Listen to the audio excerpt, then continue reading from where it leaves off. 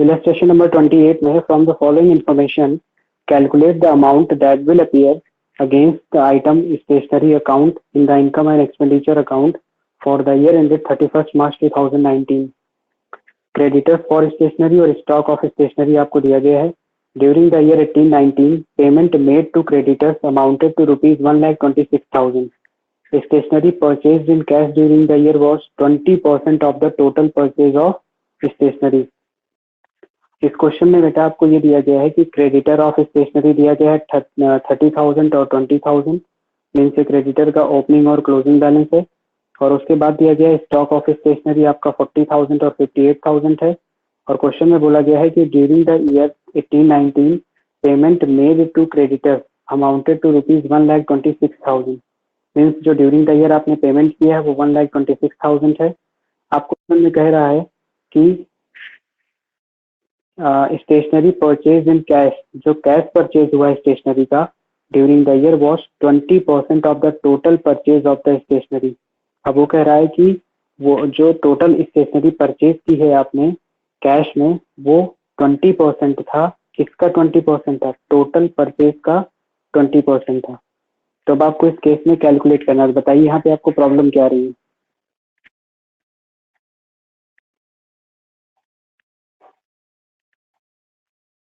बताइए बेटा यहाँ पे क्या प्रॉब्लम आ रही है आपको, क्या चीज ऐसा है जो समझ में नहीं आया.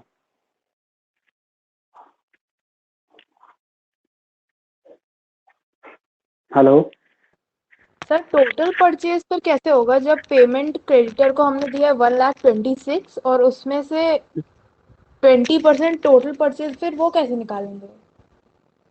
ऐसा मीन्स आपको परचेज का अमाउंट कैलकुलेट करने में प्रॉब्लम हो रहा है, राइट? Yes sir. ठीक है, देखिए आपको क्वेश्चन में बताया गया है कि stationery purchase in cash during the year was 20% of the total purchase of the stationery.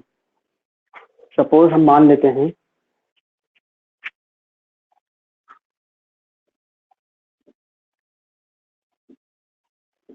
Total stationery हमारा जो था वो 100% था, जिसमें से आपको कह रहा है कैश परचेज आपने किया है वो है आपका 20%. 100% आपने स्टेशनरी परचेज की है जिसमें से टोटल स्टेशनरी जिसमें से 20% आपका कैश परचेज है.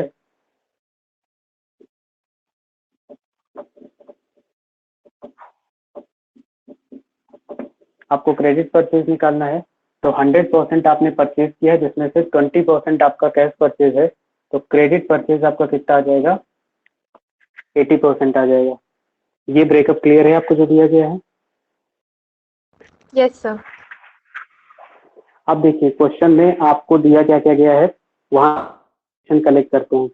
सबसे पहली चीज जो आपको दी गई है वो दिया गया है, आपको क्वेश्चन में बताया गया है कि 20 total purchase of the stationery. Total purchase हमारा 100%.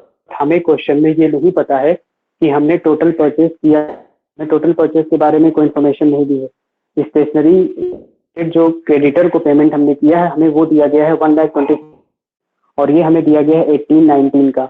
और जो हम बना रहे हैं वो बना रहे हैं मार्च 2019 का. तो इसमें क्या करना पड़ेगा बेटा?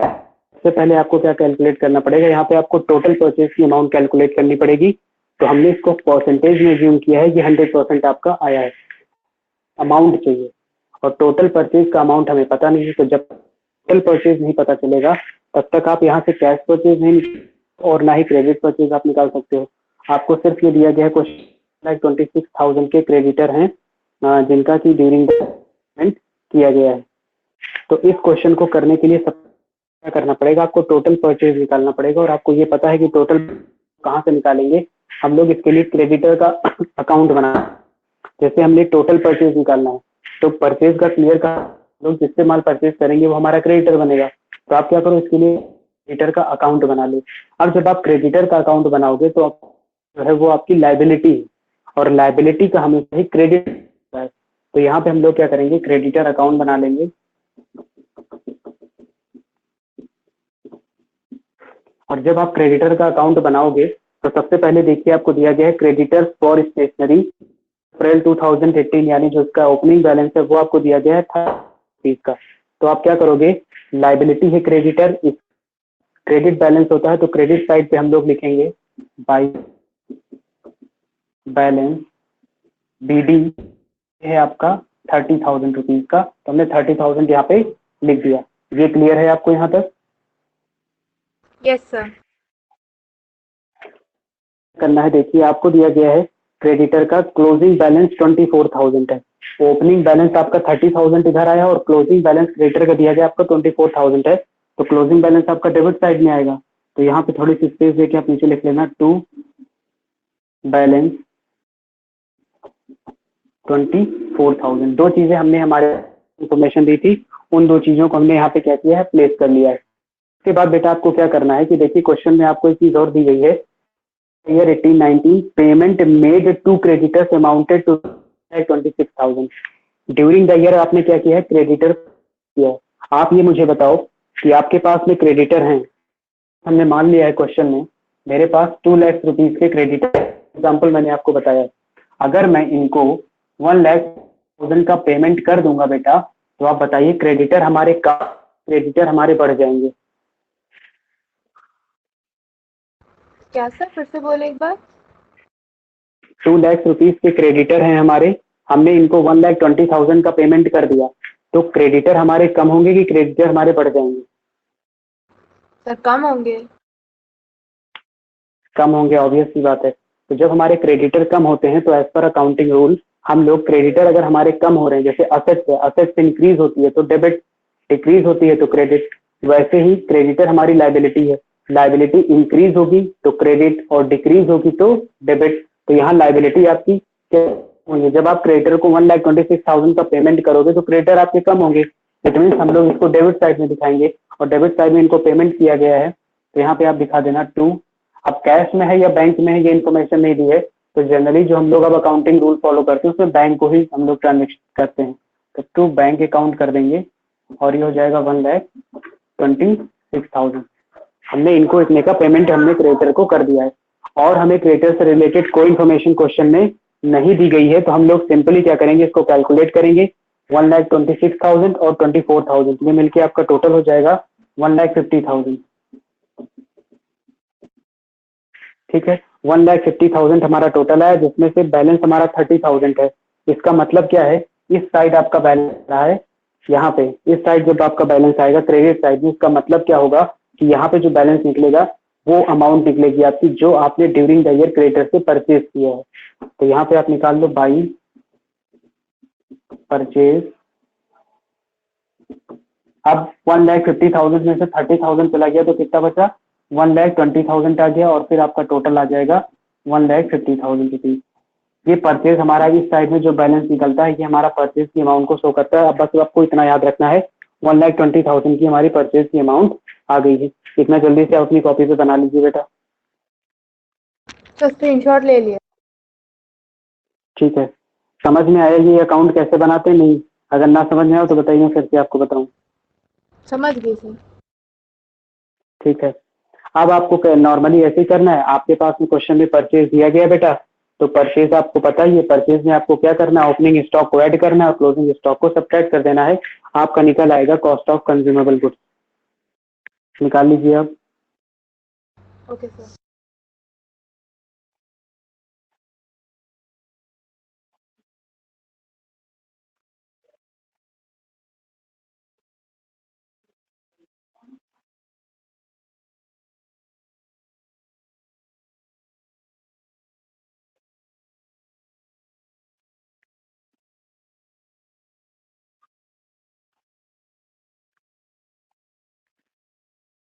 निकाल लिया सर।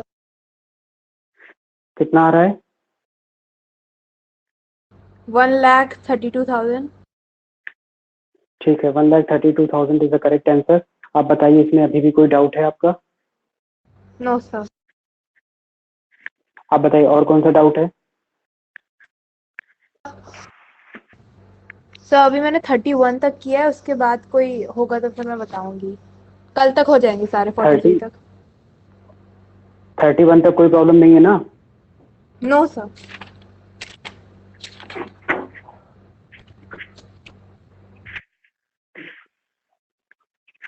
अभी हम लोग एनपीओ को कंटिन्यू करें कि आगे मूव करें पार्टनरशिप पे? सर अभी प्रैक्टिकल क्वेश्चंस भी बचे हुए हैं। हाँ हाँ, प्रैक्टिकल क्वेश्चन आई थिंक जब आपके ये क्वेश्चन हो जा रहे हैं ना तो प्रैक्टिकल क्वेश्चन भी हो जाएंगे। हम लोग क्या करते हैं कि एक्चुअली में जो प्रोसेस है आपका ये तो कंप्लीट हो चुका है, आपको इलस्ट्रेशन समझ में आ चुके हैं, आपने इनकम एंड एक्सपेंडिचर अकाउंट भी बना लिया होगा, 30 तक आपने कर ही लिया है। इनकम एंड एक्सपेंडिचर अकाउंट आपने बना लिया है? यस सर, अभी तो मैंने बना लिया। Balance sheet? Yes sir. Balance sheet में कोई प्रॉब्लम आई? नो सर, आएगी तो फिर मैं पूछ लूंगी डाउट। ठीक है ठीक है, आप एक काम करो, सर इसका हम सर लोग हम एक क्वेश्चन एनपीओ के बेसिक स्टार्ट कर सकते हैं और मैं इसको बीच बीच में करती रहूंगी और कोई डाउट आएगा तो मैं पूछ लूंगी फिर।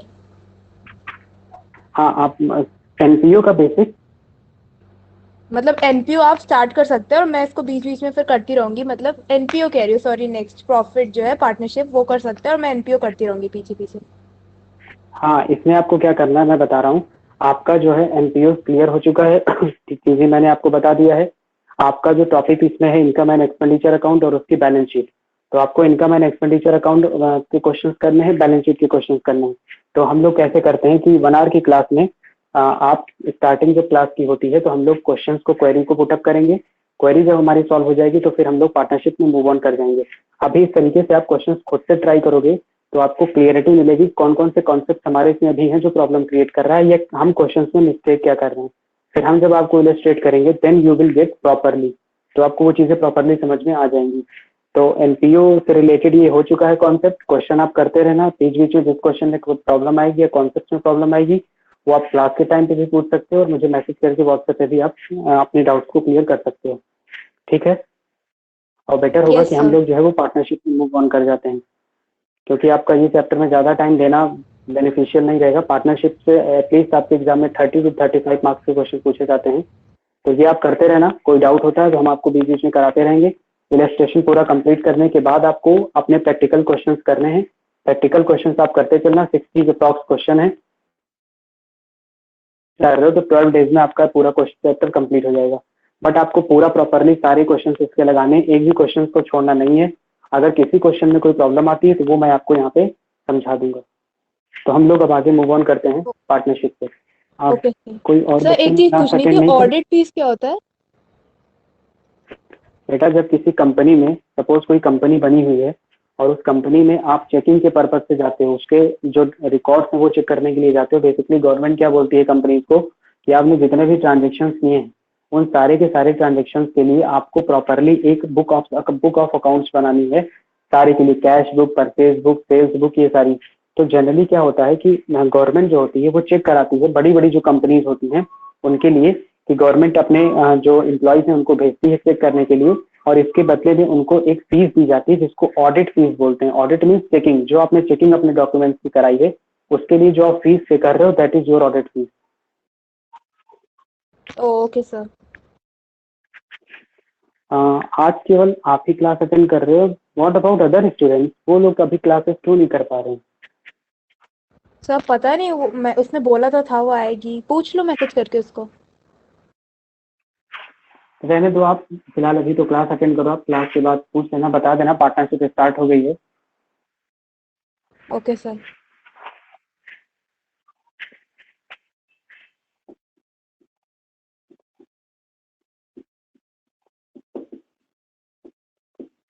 इस चैप्टर को बेटा आप बहुत अच्छे से समझिएगा। It's the most important chapter जो आपको आपके एग्जाम में अप्रॉक्स 25 से लेकर के 30 मार्क्स की वेटेज देता है ये चैप्टर।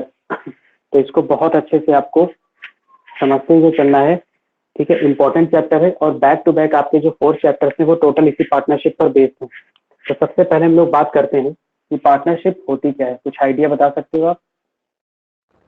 सर जब दो लोग साथ में आके एक फर्म स्टार्ट करते हैं तो उसको पार्टनरशिप कह सकते हैं। ठीक है, सपोज दो लोग हैं ए एंड बी।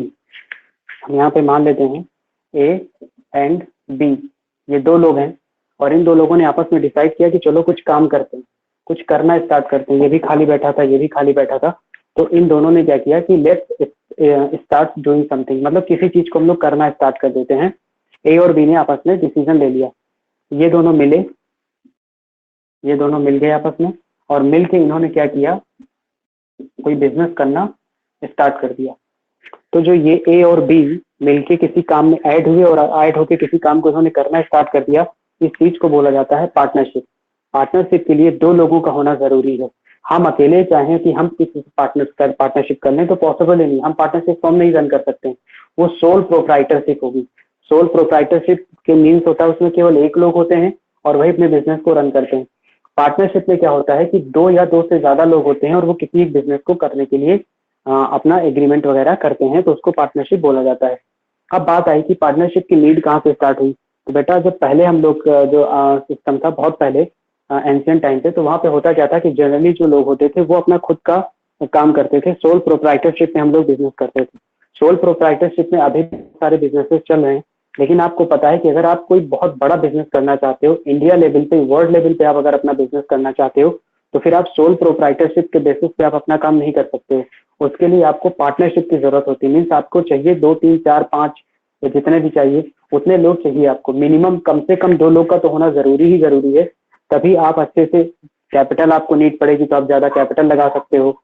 खुद के पास अगर आपके पास पैसे नहीं है तो 2 3 4 लोग मिलकर बिजनेस स्टार्ट करो, तो सबसे थोड़ा थोड़ा कैपिटल लेके आप अच्छी कैपिटल अरेंज कर सकते हो, हार्ड वर्क कर सकते हो। आपका माइंड कुछ और है, दूसरे का माइंड कुछ और है, तीसरे का माइंड कुछ और है, सारे माइंड मिलकर एक तरीके से किसी और अच्छा डिसीजन ले सकते हैं। हो सकता है किसी का टेक्निकल माइंड हो सकता है किसी की मार्केट में रेपो बहुत अच्छी हो सकता है आपको बिजनेस का आइडिया हो। ठीक है, तो ये दो तीनों लोग आपस में मिल जाएंगे। ए को बिजनेस का आइडिया है, बी के पास कैपिटल है, सी के पास माइंड है, तीनों ऐड होकर किसी काम को करना आपस में स्टार्ट करते हैं, इसको पार्टनरशिप बोला जाता है।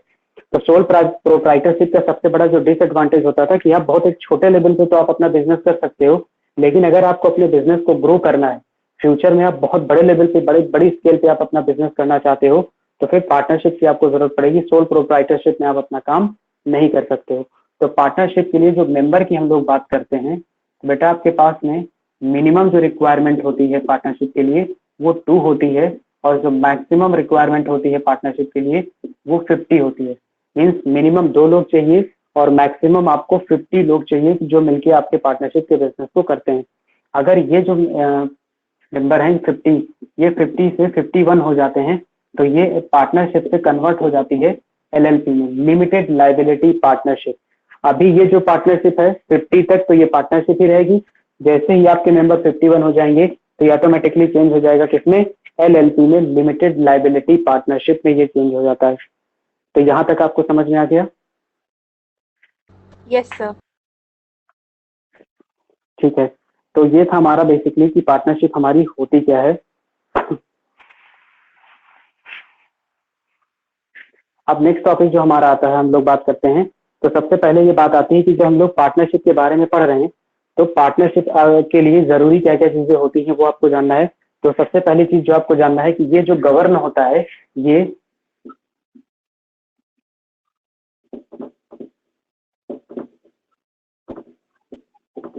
इंडियन पार्टनरशिप एक्ट 1932 के द्वारा, 32 के अकॉर्डिंग इसको गवर्न किया जाता है। मीन्स इससे रिलेटेड जो रूल्स एंड रेगुलेशंस दिए गए हैं, जो गवर्नमेंट ने रूल्स एंड रेगुलेशंस बनाए हैं कि जो पार्टनरशिप फॉर्म आप रन कर रहे हो उसके कुछ रूल्स एंड रेगुलेशंस होते हैं, गवर्नमेंट डिसाइड करती है, तो वो उसको गवर्न करती है 1932 के थ्रू। इंडियन पार्टनरशिप एक्ट 1932 ये पूरी पार्टनरशिप को गवर्न करता है कि किस किस तरीके से पार्टनरशिप में कौन से बिजनेस होंगे, कौन कौन मेंबर बन सकता है, प्रॉफिट शेयरिंग रेशियो क्या होगा, सैलरी क्या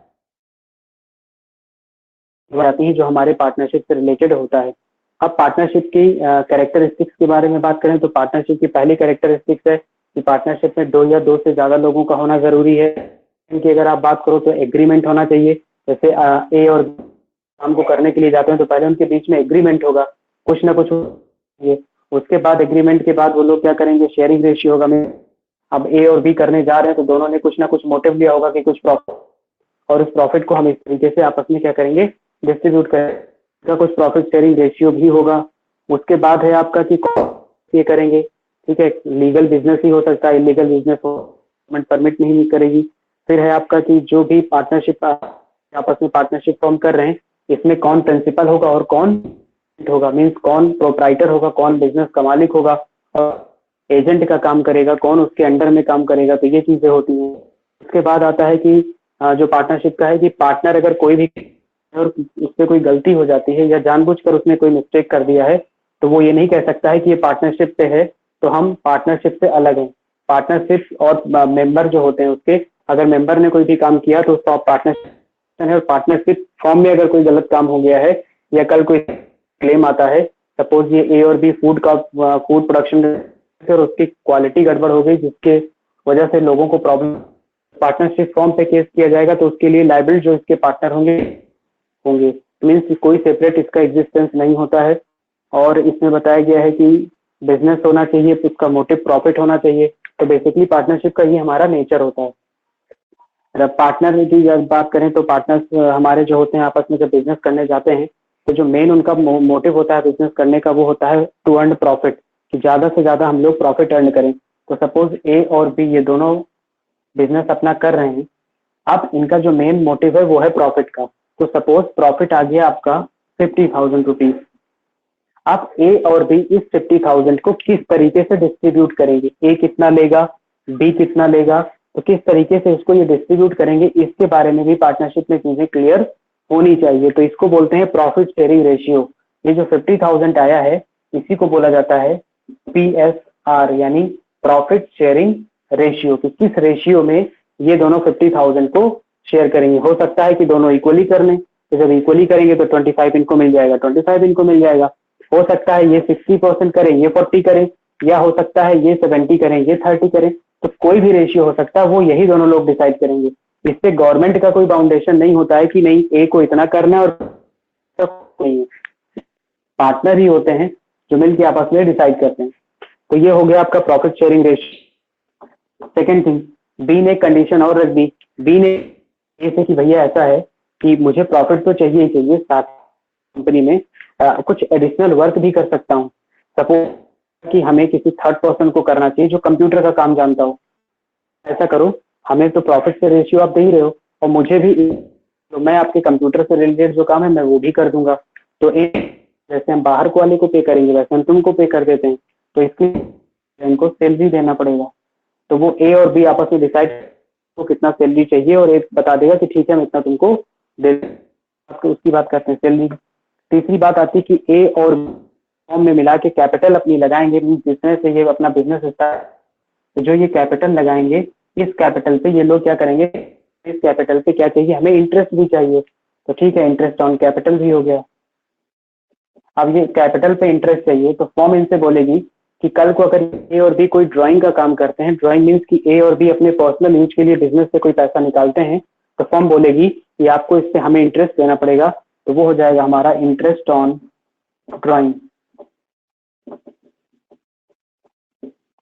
इसको बोलते हैं इंटरेस्ट ऑन ड्राइंग। अब सपोज फर्म कोई काम कर रही है और फर्म को फर्दर कैपिटल की जरूरत हुई, पर फर्म को लगा कि पैसे कम पड़ रहे हैं, बी के पास कोई पैसा नहीं है। ए ने कहा कि हम फर्म को 10,000 रुपए या 50,000 या जितने की रिक्वायरमेंट है हम एज अ लोन दे देंगे फर्म को।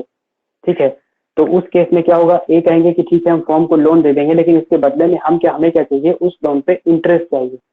तो इंटरेस्ट ऑन लोन भी हो जाएगा हमारा। ये सब चीजें होती हैं। तो अब पार्टनरशिप की कंडीशन ये है कि ये जितनी चीजें लिखे हैं, चाहो तो आप इसको वर्बली डिस्कस कर लो, ए और बी आपस में वर्बली डिस्कस कर लिए और मामला ठीक है, सब ओके हो गया और इन्होंने बिजनेस करना स्टार्ट कर दिया। कल को बिजनेस में बहुत ज्यादा ह्यूज प्रॉफिट होने लगा। अब ए को लगा कि या बी को लगा कि हमारे साथ प्रॉब्लम हो रही है, हमें इतना नहीं, हमें ज्यादा प्रॉफिट चाहिए, या बी को ऐसा लगा कि फॉर्म की वजह से, मेरी वजह से फॉर्म को बहुत ज्यादा प्रॉफिट हो रहा है और सारा का सारा पैसा ए को मिल जा रहा है, हमें कुछ मिल नहीं पा रहा है, मेरा लॉस हो रहा है। तो बी क्या करेगा, प्रॉब्लम क्रिएट करेगा, कहेगा नहीं ऐसा करो, प्रॉफिट हमें ज्यादा दो, हमें 50-50 नहीं चाहिए, हमें प्रॉफिट ज्यादा चाहिए। ए बोलेंगे हम लोगों में ये चीज पहले ही डिसाइड हो चुकी थी। तो बी ये बोल सकता है कि कोई बात नहीं है, हम लोग का डिसीजन यहाँ नहीं हो सकता, चलो हम लोग कोर्ट में चलते हैं। तो जब ये लोग कोर्ट में जाएंगे तो कोर्ट इनसे बोलेगा कि कोर्ट सबसे पहले तो ये कहेगा कि आप मुझे प्रूफ दीजिए। तो प्रूफ तो है नहीं आपके पास, क्योंकि ये जो एग्रीमेंट आपने किया है ये वर्बल एग्रीमेंट किया है। तो पार्टनरशिप एक्ट 1932 ये नहीं इम्पोज करता है कि आपको रिटर्न एग्रीमेंट चाहिए या वर्बल चाहिए। ये बोलता है कि आप या तो अपना जो एग्रीमेंट है वो रिटर्न कर लो, एग्रीमेंट अपना वर्बल कर लो, दोनों में से आपकी मर्जी, आपको जो अच्छा करो। हम किसी तरीके की कोई कंपल्शन आपके ऊपर इम्पोज वाले हैं कि नहीं आपको रिटर्न ही करना, आप वर्बली कर लो, कल को तो नुकसान आपका होगा। तो अब क्या होता है जनरली कि जब दो पार्टनरशिप करने जाते हैं तो जो वो अपना एग्रीमेंट है उस रिटर्न में लिख लेते हैं, और वही रिटर्न एग्रीमेंट जो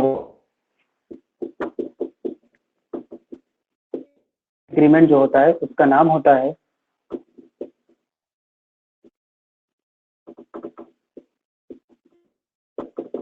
पार्टनरशिप डीड। ये जो बेटा रिटर्न एग्रीमेंट होगा, ए और बी आपस में जो रिटर्न एग्रीमेंट कर लेंगे, लिख के जो इसका एग्रीमेंट कर लेंगे, उसी एग्रीमेंट को बोला जाता है पार्टनरशिप डीड। तक बताइए, कोई डाउट है आपका? सर वो सैलरी वाला पॉइंट एक और बार एक्सप्लेन कर दीजिए। जैसे ए और बी हैं, तो ए और बी अपना काम कर रहे हैं। अब इनको लगा कि भाई टेक्नोलॉजी का टाइम है, तो हमें क्या करना है कि हमें कंप्यूटर की भी जरूरत पड़ेगी।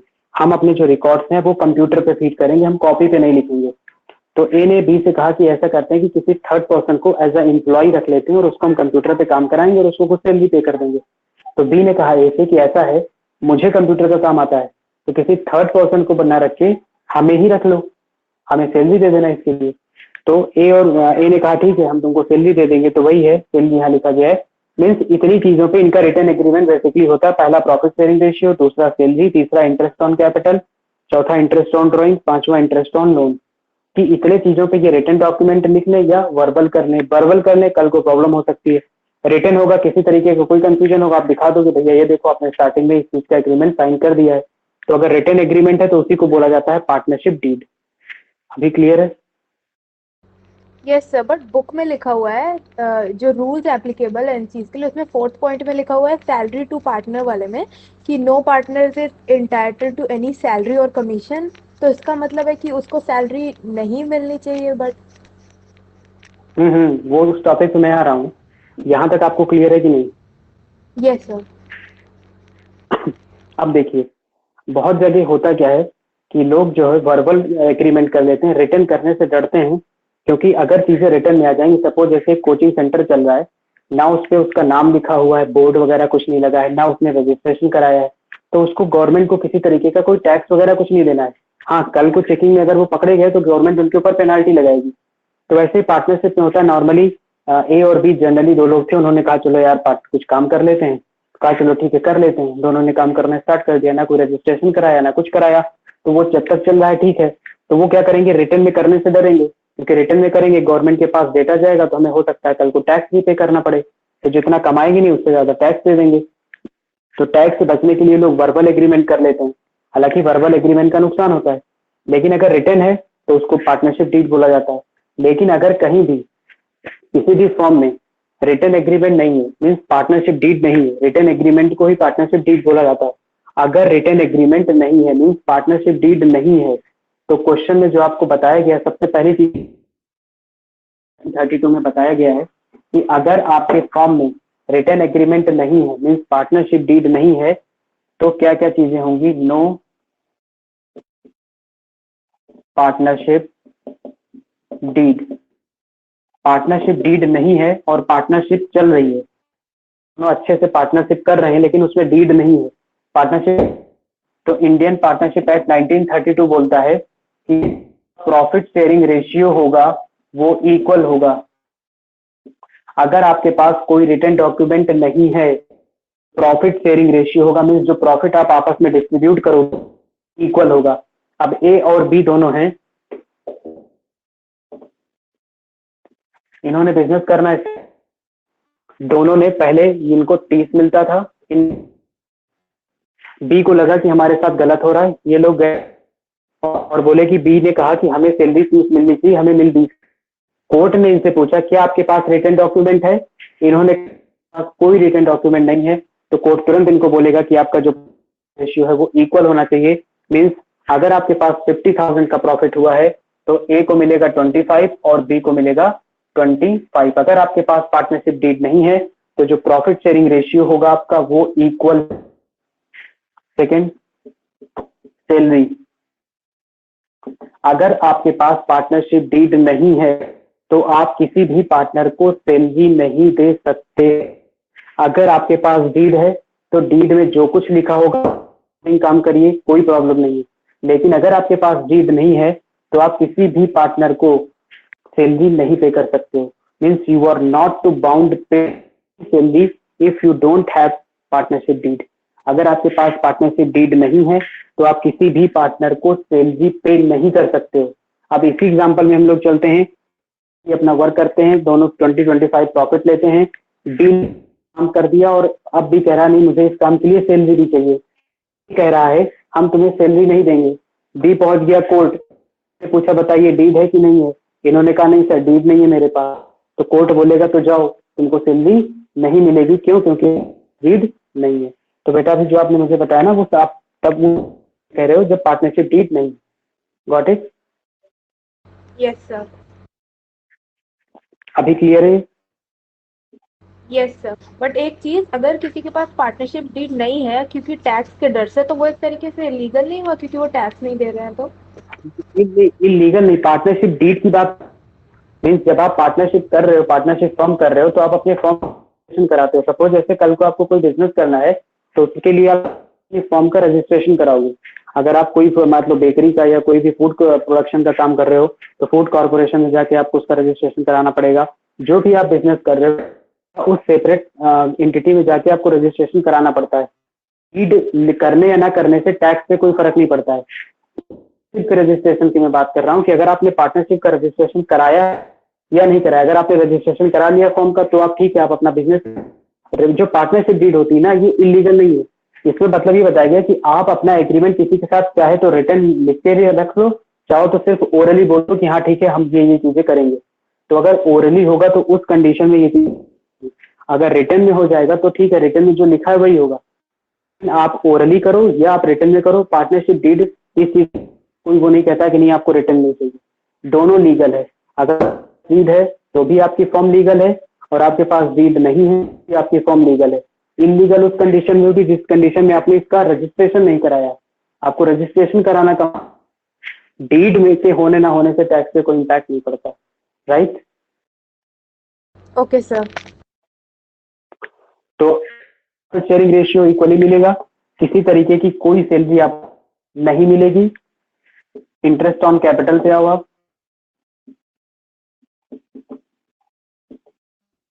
किसी भी तरीके का कोई भी आपको कैपिटल पे इंटरेस्ट नहीं पड़ेगा। फॉर्म में अपनी कैपिटल दी हुई है और आपकी जो डीड है वो नहीं है, कोई रिटर्न डॉक्यूमेंट नहीं है, तो जो कैपिटल पे आपको इंटरेस्ट मिलेगा मिलेगा। फिर है आपका इंटरेस्ट ऑन ड्रॉइंग।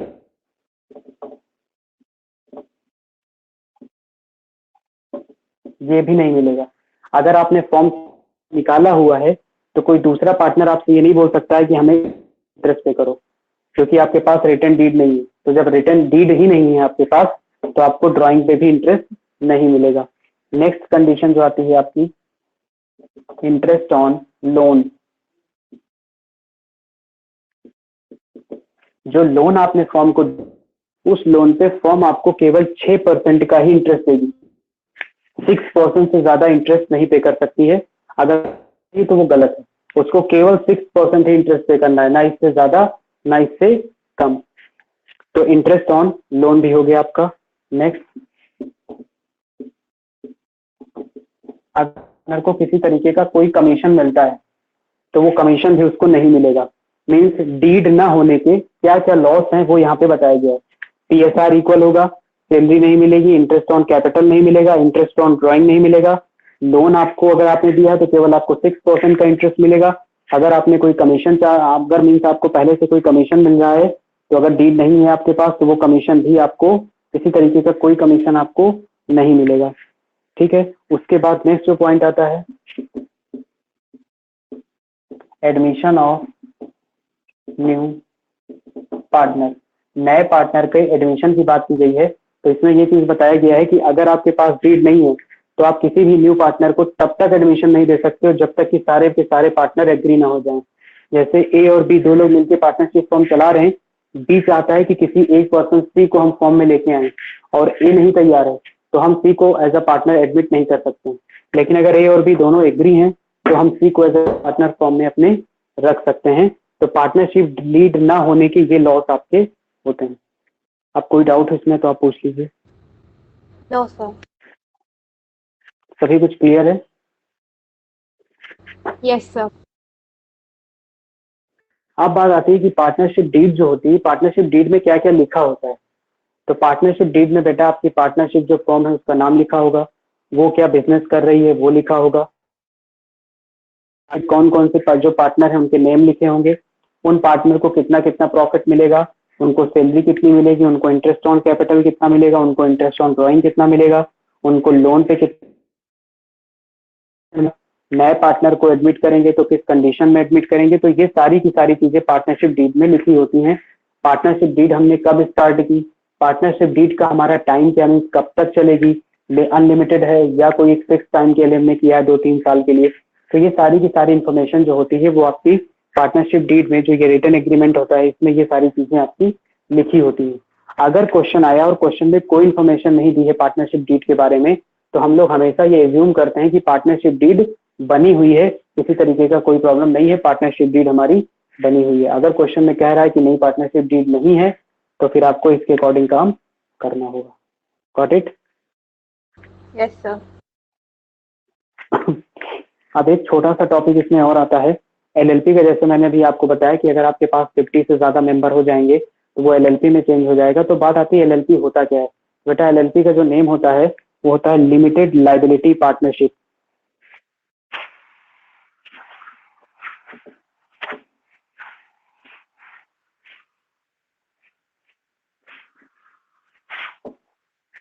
एलएलपी से अगर हम लोग बात करें तो इसका फुल फॉर्म है लिमिटेड लाइबिलिटी पार्टनरशिप। ठीक है, एलएलपी का जो फुल फॉर्म वो होता है लिमिटेड लाइबिलिटी पार्ट, इसका फुल नेम है। जैसे आपका इंडियन पार्टनरशिप एक्ट 32 अप्लाई होता है, इसमें बताया गया है पार्टनरशिप के रूल्स है, तो ठीक उसी तरीके से एलएलपी का जो रूल होता है 2008, एलएलपी को डील करने के लिए लिमिटेड लाइबिलिटी पार्टनरशिप को डील एक्ट बनाया गया है जिसको हम लोग बोलते हैं 2008 एक्ट। तो इसमें 2008 में इसके रूल्स एंड रेगुलेशंस दिए गए हैं कि कौन से रूल्स एंड रेगुलेशंस होते हैं, तो उसके ऊपर ये टू अप्लाई होता है। पार्टनरशिप में मैक्सिमम 50 हो सकते हैं जबकि एलएलपी में मिनिमम 2 होने चाहिए और मैक्सिमम कोई लिमिट नहीं दी गई है, जितनी मर्जी उतने आप रख लो। पार्टनरशिप में बताया गया है कि मैक्सिमम 50 हो सकते हैं, मिनिमम 2 मैक्सिमम 50। एलएलपी में मिनिमम 2 और मैक्सिमम कोई लिमिट नहीं है, जितनी मर्जी आपको रखना है उतनी मर्जी आप रख सकते हो। नेक्स्ट हम बात करें पार्टनरशिप की, तो पार्टनरशिप में जो पार्टनर्स की लायबिलिटी होती है वो अनलिमिटेड होती है। मीन्स अगर आपको फॉर्म में ह्यूज लॉस हो गया, बहुत बड़ा लॉस हो गया, तो भी दोनों को ए और बी को ही बियर करना पड़ेगा। छोटा लॉस होगा तो भी ए और बी को बियर करना पड़ेगा। तो इन दोनों की जो लायबिलिटी है वो अनलिमिटेड है, मीन्स कितने का भी लॉस हो उनको बियर करना पड़ेगा। लेकिन एलएलपी में क्या होता है कि एलएलपी में जो पार्टनर्स की लायबिलिटी होती है वो फिक्स कर दी जाती है कि अगर कल को कोई लॉस होता है तो सपोज अगर ए की लायबिलिटी फिक्स की गई है 10,000 और लॉस 10 लाख रुपीज का आया है तो ए केवल 10,000 दे देगा और वो बच जाएगा। उसकी लायबिलिटी अनलिमिटेड नहीं, उसकी लायबिलिटी केवल उतनी ही जितने का उसको प्रॉफिट में शेयर मिल रहा है या जितना उसको डिसाइड करके बता दिया गया है कि किसी तरीके का कोई लॉस होने पे जो आपकी लायबिलिटी है वो इतनी होगी। तो ए केवल उतनी ही लायबिलिटी तक के लिए बाउंड है, उससे ज्यादा के लिए वो बाउंड नहीं है। लेकिन पार्टनरशिप में उसकी लायबिलिटी अनलिमिटेड है, उससे कितना भी लाइव हम जनरेट करना चाहें हम जनरेट कर सकते हैं। तो एलएलपी और पार्टनरशिप में जो डिफरेंस मैंने बताया ये समझ में आ गया आपको? Yes sir. अब बात आती है जैसे अभी तक हम लोगों ने देखा था फाइनेंशियल स्टेटमेंट में कि हमारा ट्रेडिंग सबसे पहले हम लोग जर्नल करते हैं, ठीक है, जर्नल के बाद लेजर करते हैं, लेजर के बाद ट्रायल बैलेंस करते हैं, ट्रायल बैलेंस के बाद हम लोग ट्रेडिंग बनाते हैं, प्रॉफिट एंड लॉस बनाते हैं और फिर उसके बाद हमारी बैलेंस शीट बनती है। तो इसी तरीके से पार्टनरशिप में भी कुछ फाइनेंशियल स्टेटमेंट आपको बनाने पड़ते हैं। तो देखिए कौन कौन से हैं जो हमारे फाइनेंशियल स्टेटमेंट जो कि हमें पार्टनरशिप में बनाने पड़ते हैं। बहुत इजी है बेटा पार्टनरशिप, बस आपकी क्लासेस मिस नहीं होनी चाहिए, रेगुलर वे में आप क्लास अटेंड करोगे तभी समझ में आएगा, क्योंकि सब चीजें एक दूसरे से इसमें इंटरलिंक्ड हैं।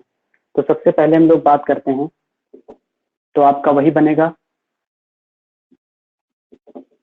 पहला स्टेप तो वही है आपकी जर्नल एंट्री, दूसरे स्टेप में वही है आपका लेजर पोस्टिंग, तीसरे में आपका वही प्रोसेस है ट्रायल बैलेंस, चौथे में आपका जो पोस्ट इसमें होगा आपका ट्रेडिंग, फिर आपका फिफ्थ नंबर पे होगा पीएल। जो सिक्स से है वो थोड़ा सा चेंज है, सिक्स में क्या होगा आपको बनाना पड़ेगा PL appropriation account. Seven number पे क्या बनाओगे आप पार्टनर कैपिटल अकाउंट, और 8 नंबर पे बनेगी बैलेंस शीट। तो जनरली क्वेश्चन जो आते हैं एग्जाम में उसमें ये सब नहीं करना होता हमें, 4 तक तो 4 तक तो हटा दिया गया, वो है ही नहीं, आप 11th क्लास में करते चले आए हो, तो ये सब आपको नहीं करना है।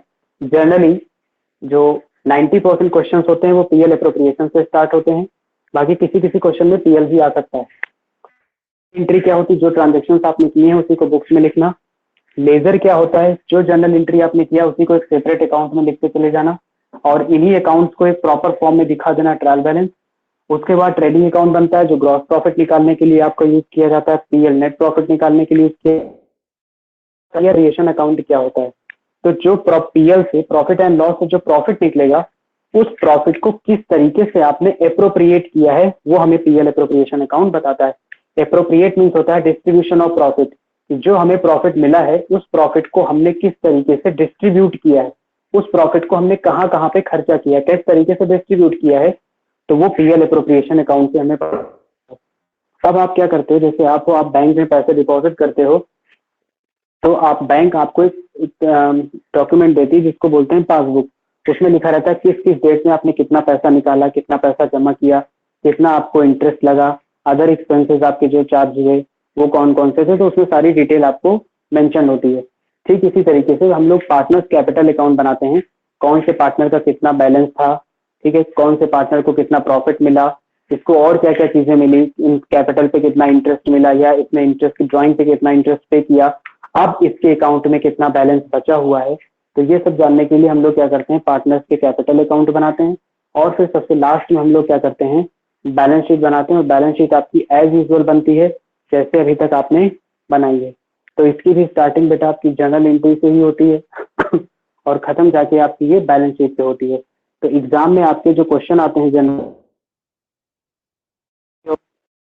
लेजर ट्रायल बैलेंस और ट्रेडिंग ये सब नहीं पूछे जाते हैं, बेसिकली वो पीएल से स्टार्ट करते हैं, या ज्यादा केसेस में जो क्वेश्चन आ रहे हैं जानने के लिए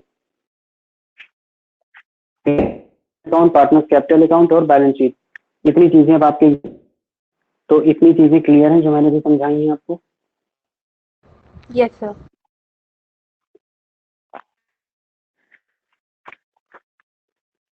तो हम लोग पोस्ट के 11th क्लास में 1.8 अपनी बुक में ओपन करिए, इलस्ट्रेशन नंबर 1।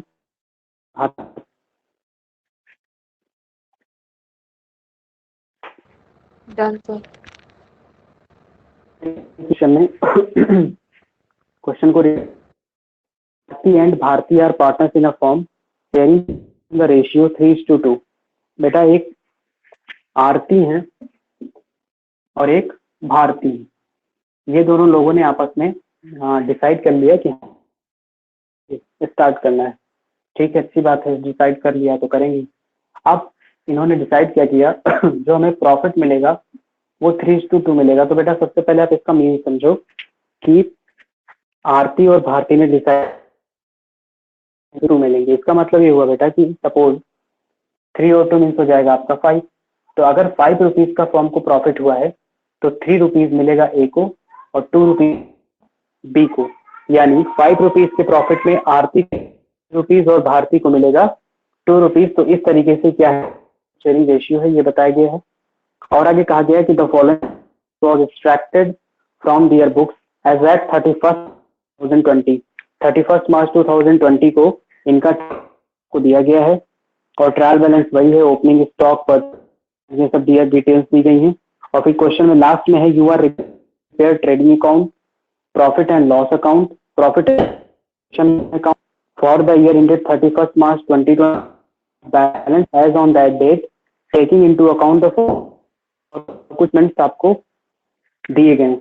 तो स्टॉक का है, सेकंड आपका रेंट दिया गया है, मार्च मंथ का नहीं पेड है यानी 1 मंथ का आउटस्टैंडिंग, डेप्रिशिएट कंप्यूटर 20% यानी कंप्यूटर पे 20% का डेप्रिशिएशन एज यूजुअल जो आपने 11 तक किया है। वाला फोर्थ पॉइंट है, ये थोड़ा सा न्यू है, भारतीय to be of ₹5,000 per month.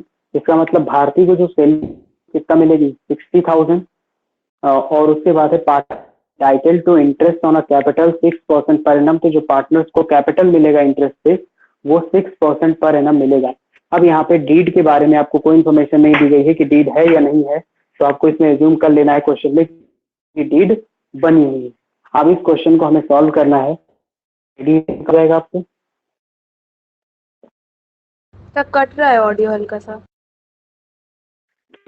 पूछ रहा हूँ कि क्या इस क्वेश्चन में ट्रेडिंग अकाउंट आपका बन जाएगा? Yes sir. Profit and loss account बन जाएगा? यस सर, ट्रेडिंग और प्रॉफिट लॉस बन जाएगा। Profit and loss appropriation account? Sir एक बार आप बना के दिखा दीजिए वाला।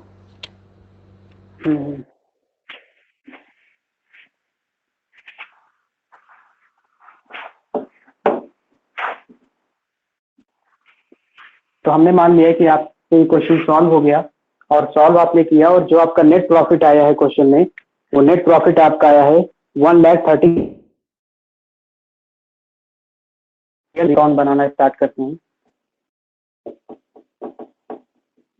फॉर्मेट इसका वैसे ही रहेगा जैसे आपका प्रॉफिट एंड लॉस अकाउंट बनता है, एज इट इज उसी तरीके से।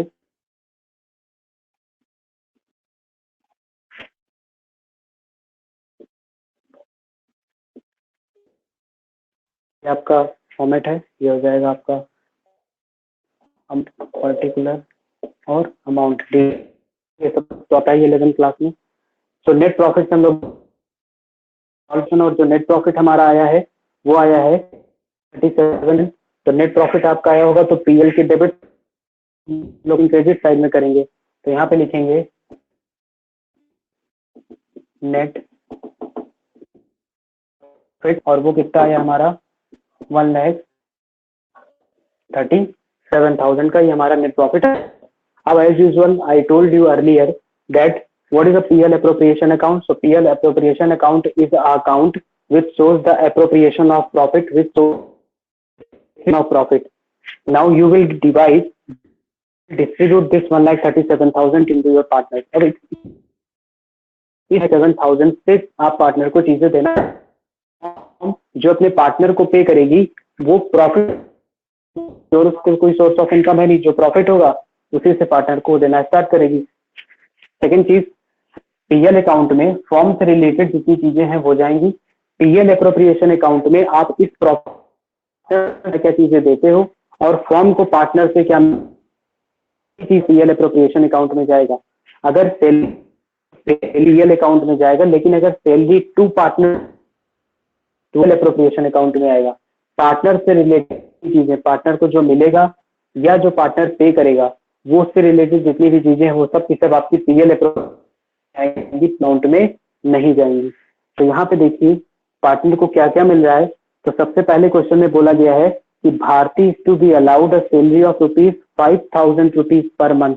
भारती को फॉर्म से सैलरी मिल रही है और वो सैलरी का अमाउंट है ₹5,000। अब ये टू भारती सैलरी, भारती को जो सैलरी हम पे कर रहे हैं हमने सिर्फ दिखा। उसके बाद और पार्टनर को क्या मिल, title to interest on capital at the rate, पूछ रहा है कि पार्टनर ने जो कैपिटल फॉर्म में लगाई है इंटरेस्ट भी देना है। तो आप क्या करो कि किसको कितना इंटरेस्ट मिलेगा कैपिटल पे, को कितना कैपिटल लगाया है, तो आप अपना ट्रैक क्रेडिट साइड में सबसे लास्ट में सेकंड नंबर क्या ₹30।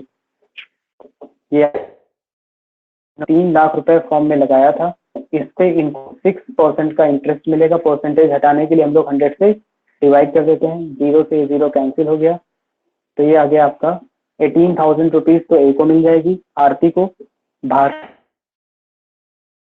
1 तो 1,50,000 का हम लोग निकाल लेंगे 6%, 0 से 0 कैंसिल हो जाएगा और 15 6 हो जाएगा 90 और 00 ये आपके लग जाएंगे। तो जो भारती को मिलेगा सैलरी वो मिलेगी 9,000 रुपीज। तो ये भी इनको सैलरी मिल रही, तो यहाँ पे आप लिखोगे interest on capital, to interest on capital. A का कितना आया है 18,000, बी का आया है 9,000, टोटल हो जाएगा 27,000। ये क्लियर हुआ आपको जो हमने ये इंटरेस्ट ऑन कैपिटल निकाला, ये समझ में आ गया? Yes sir. अब उसके बाद आपको जो प्रॉफिट हुआ था वो 1,37,000 रुपीज का प्रॉफिट हुआ था, जिसमें से आप 60,000 सैलरी का दे चुके हो, 27,000 आपने इंटरेस्ट ऑन कैपिटल पे कर दिया है। तो अब इस साइड का टोटल आपका कम आ रहा है, इधर आना चाहिए इसके इक्वल। तो जो बैलेंस बचेगा इस साइड वो क्या करेंगे हम लोग, वो भी हमारे प्रॉफिट का ही हिस्सा होगा। तो जो प्रॉफिट का बचा हुआ पोर्शन है वो पार्टनर्स क्या करेंगे, आपस में उसको डिस्ट्रीब्यूट कर लेंगे। तो सबसे पहले आप निकालिए कि बैलेंस कितना आएगा। तो आपको लिखना पड़ेगा 2 profit transferred to partner capital account. पहले तो आप डिफरेंस निकालिए, 1,37,000 में से 60,000 और 27 जब आप सब्ट्रैक्ट कर दोगे तो जो बैलेंस आपका बेटा निकलेगा वो निकलेगा आपका 50,000 रुपीज। इन दोनों को ऐड करके इससे माइनस करने पे बैलेंस जो आएगा हमारा वो 50,000 रुपीज आएगा। तो उस 50,000 का क्या करेंगे हम, पार्टनर्स को डिस्ट्रीब्यूट कर देंगे, मीन्स पार्टनर्स के कैपिटल अकाउंट में चला जाएगा, पार्टनर्स की पासबुक में चला जाएगा। और पार्टनर की पासबुक क्या होती है, उसका कैपिटल अकाउंट। तो यहाँ पे ए और बी, आप 50,000 रुपीज बचा, तो अभी 50,000 को ए और बी कैसे कैसे डिस्ट्रीब्यूट करेंगे अब वो आपको निकालना है। तो टोटल आया था हमारा 50,000 और ये आरती और भारती ने डिसाइड किया था कि 3:2 में वो प्रॉफिट शेयर करेंगे। तो आरती का जो हिस्सा निकलेगा टोटल प्रॉफिट मल्टीप्लाइड बाई आरती का शेयर। तो आरती का शेयर कितना है 3 divided by total share. Total share कितना है 3 और 2 को आप ऐड करोगे तो आ जाएगा 5, यानी इसको 5 से डिवाइड कर लेंगे तो ये आएगा 10,000 और 3 से मल्टीप्लाई करने पे आ जाएगा 30, यानी आरती को मिलेगा 30। 50 में से 30 आरती को मिल गया, बचा 20 किसको मिल जाएगा, भारती को। और ये 50,000 यहाँ पे आ जाएगा और ये आपका टोटल आ जाएगा 1,37,000 और इधर भी आ जाएगा आपका 1,37,000। क्लियर है बेटा ये? Yes sir. इसमें कोई ऐसी चीज है जो आपको समझ में ना आई है तो आप मुझे बता दीजिए। नो सर, समझ गए मैं। तो पीएल अप्रोप्रिएशन अकाउंट बेटा इस तरीके से आपका बनता है। It's a distribution of profit, कि जो आपको नेट प्रॉफिट आया है, जैसे हमारे इस क्वेश्चन में देखिए नेट प्रॉफिट आया था हमारा 1,37,000। तो हमें इस 1,37,000 से क्या क्या चीजें पार्टनर को देना है, क्या क्या हमने दिया है। तो हमने भारती को 60,000 सैलरी पे कर दी और ए और बी को इंटरेस्ट ऑन कैपिटल मिल गया 27,000, बच गया 50,000। तो वो 50,000 हमारा पार्टनर्स की पासबुक में ट्रांसफर हो जाएगा, यानी जो पार्टनर्स की कैपिटल अकाउंट है ये उसके कैपिटल अकाउंट में ये पैसा ट्रांसफर हो जाएगा। तो ये उसको 50,000 का मिल जाएगा और ये 50,000 उसको किस रेशियो में मिलेगा, 3:2 के रेशियो में मिल जाएगा। यहाँ तक कोई कंफ्यूजन तो नहीं है? नो सर, क्लियर है। अब इसके बाद क्या बनेगा, इसके बाद जो नेक्स्ट हमारा इसका अकाउंट बनता है वो बनता है इसकी बैलेंस शीट। तो trading account, profit and loss account तो एज यूजुअल जैसे आप बनाते हो आपका वैसे ही बनेगा। अब इसमें एक चीज और है बनाने के लिए, वो है बैलेंस शीट। तो बैलेंस शीट जैसे आपकी बनती है आपकी बैलेंस शीट वैसे ही बन जाएगी। अब उसमें आपको ये चीज याद रखना है कि इन दोनों पार्टनर का ये जो 30 और 20,000 की कैपिटल आई है, तो जब आप बैलेंस शीट बनाओगे तो लाइबिलिटी साइड पे पहुंचोगे और लाइबिलिटी साइड में आप 2 ए और ए ऐसे लिख के प्रॉफिट लिख के और ए और बी का 30 और 20 दोनों को ऐड करके लाइबिलिटी में 50,000 दिखा दोगे। मीन्स जैसे आपका जो नेट पीएल अकाउंट बनता था, पीएल के बाद डायरेक्ट आपकी बैलेंस शीट बनती थी, तो पीएल में जो प्रॉफिट आता था वो प्रॉफिट हमारा सीधे बैलेंस शीट में लायबिलिटी साइड में चला जाता था। तो ऐसे ही यहाँ पे करना है पीएल अप्रोप्रिएशन में, ये जो बचा हुआ प्रॉफिट आया है 50,000 का, इसको आपको बैलेंस शीट में क्या करना है, लायबिलिटी साइड में लिख देना है, राइट। यस सर, उसमें कुछ ऐड लेस भी करना होगा किसमें, जो बैलेंस शीट आप बनाओगे? सर इसी। यस सर, तो उसमें कुछ ऐड या सब्ट्रैक्ट भी करना रहेगा। हाँ, आप यहाँ पे ऐड सब्ट्रैक्ट करना होगा। तो आपको मैं जब पार्टनर्स कैपिटल अकाउंट बनाऊंगा मतलब जब बताऊंगा तो उसमें कैसे क्या करते हैं, किसको ऐड सब्ट्रैक्ट करेंगे वो मैं बताऊंगा। तो फिलहाल के लिए इस क्वेश्चन में आपको ट्रेडिंग अकाउंट पीएल अकाउंट ही बना लेना है। पीएल अप्रोप्रिएशन मैंने आपको समझा दिया कैसे बनता है। बैलेंस शीट अभी आप उसमें मत बनाइए, क्योंकि बैलेंस शीट के लिए जब मैं आपको पार्टनर्स कैपिटल अकाउंट बताऊंगा तो उसमें बताऊंगा कि इनकी सैलरी और ये सब ड्राइंग वगैरह है, इसको माइनस करते हैं और क्या चीजें ऐड करेंगे, तो वो सारी चीजें मैं आपको बताऊंगा। तो वो पार्टनर्स कैपिटल का पार्ट है, वो भी आपको नहीं करना है, बैलेंस शीट नहीं बनानी, आपको केवल trading account profit and loss account तक ही करना है। बैलेंस शीट हम आपको जब पार्टनर्स कैपिटल समझा देंगे तो उसके बाद बैलेंस शीट कैसे बनती है वो हम आप बता देंगे, ठीक है। Okay sir. तो इतना टॉपिक आप कर लीजिएगा। एनपीओ का क्वेश्चन आपको पर डे लगाना है, आप अपने अकॉर्डिंग जो भी आपको सुटेबल शेड्यूल सबसे पहले, और उस शेड्यूल के अकॉर्डिंग आप अपना सेल्फ स्टडी का, और उसमें आप डिसाइड कर लो कि आपको एनपीओ के पर डे कितने क्वेश्चन आप कर सकते हो, उतने क्वेश्चन आप पर डे एनपीओ के करते चलो। और साथ में पार्टनरशिप में हम यहाँ पे जितना करा रहे हैं उसका आप रिवीजन करते चलो, ठीक है, जब तक आपका एनपीओ कंप्लीट नहीं होता। जब एनपीओ कंप्लीट हो जाएगा तो फिर आप पार्टनरशिप के क्वेश्चन करने लगना। बट कोशिश ये करो कि जल्दी से जल्दी जो एनपीओ के क्वेश्चन बचे हैं उसको आप अपनी तरफ से कंप्लीट कर लो, ओके। Okay sir. तो ये आपकी अकाउंट की क्लास थी। अभी हाफ एन आवर बाद अप्रॉक्स 5:30 अराउंड आपकी इकोनॉमिक्स की क्लास स्टार्ट होगी, ओके सर। ठीक है। Yes sir. यहाँ से रिलेटेड कोई क्वेरी होगी क्लास से रिलेटेड तो आप मुझे बता देना, पूछ लेना। और सेकंड थिंग, आप अपने फ्रेंड्स को बता दो कि न्यू चैप्टर पार्टनरशिप स्टार्ट हो गया है। अगर ये चैप्टर छूटा तो फिर उनको के आगे के जो 4 चैप्टर है वो समझ में नहीं आएगा, और इस तरीके से पूरी बुक कंप्लीट हो जाएगी और उनको समझ में नहीं आने वाला है। तो अगर अटेंड करना है तो पार्टनरशिप से बिल्कुल अटेंड करना स्टार्ट कर दें। आज बहुत बेसिक बताया है, कोई बहुत ज़्यादा उनको लॉस नहीं हुआ, ये आप जरूर इंटीमेट कर देना, ओके सर। ठीक है। तो अभी आप इकोनॉमिक्स की क्लास इसके हाफ एन आवर बाद स्टार्ट होगी। Okay sir.